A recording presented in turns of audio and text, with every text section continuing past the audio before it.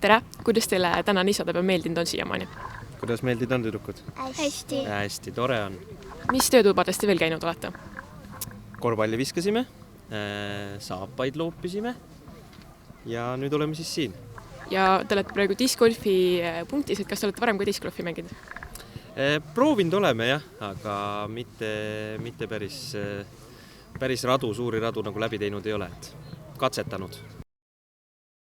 Tere, mina olen Gert Torujärv ja ma juhendan ühte Pinksilaua Pinksimänge. Ja teises lauas on Rando Paladen, kes juhatab teisi mänge. Meile anti erilised reketid ja erilised pallid, et mängida nendega väljas. Nii, tere! Kuidas on teie õpilasesinduse isadepäeva möödunud? Väga hästi. Palju peresi on käinud, kõik tundub, et sujub. Jah. No siis on küll hästi, aga ma vaatan, et teil on siin päris huvitav mäng, et kust te sellise peale tulite? Me vist ei tulnudki, ma arvan, et see lihtsalt leiti ülesse. Aga see on jah, tunduvalt kõige populaarsem, et sinna tullakse kõige esimesena.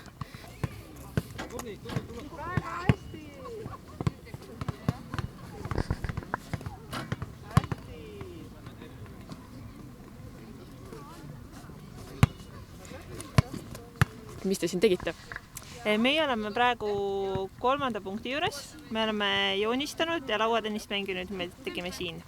Ja mis siin täpselt toimus? Ma ei saanud isegi päris täpselt aru. Siin oli päris lahedad harjutused. Kõigepealt me mängisime seda mölkit seal. Seal tuli, et kuna meid on nii palju, siis me saime 2 tiimi, saime kohe perekondliku võistluse teha. Meie võitsime. Ja siis saime siin seda kuulimängu mängida, kus tuleb nende paela küljes kuule visata sinna nende pulkade külge ja siin oli siuke lahe meeskonnaharjutus, kus siis pidime seda lauatennise palli üksteiselt üle andma. Ja milline nendest 3 teie lemmik oli?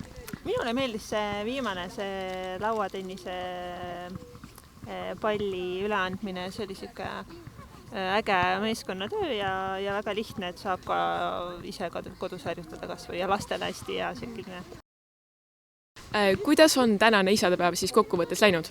No mina olen küll ütlemata rahul, sellepärast et osalejaid on väga palju ja minu meelest on kõik väga rõõmsameelsed ja positiivsed, nii et ja korraldajad on väga toredad, eriti mulle meeldivad need õpilasesinduse liikmed, kes meil seda punkti siin läbi praegu hetkel viivad ja see, et 9.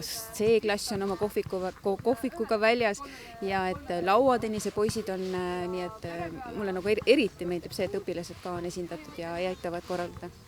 Ja see on küll väga tore, aga miks siis see aasta õues on?